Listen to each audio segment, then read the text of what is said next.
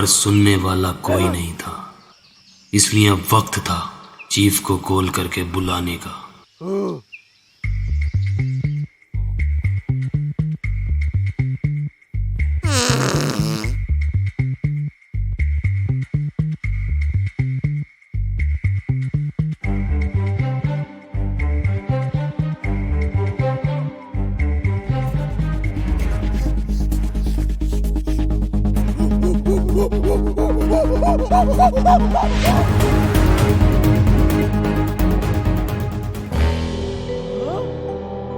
अब जरूरत थी दूसरी कॉल की,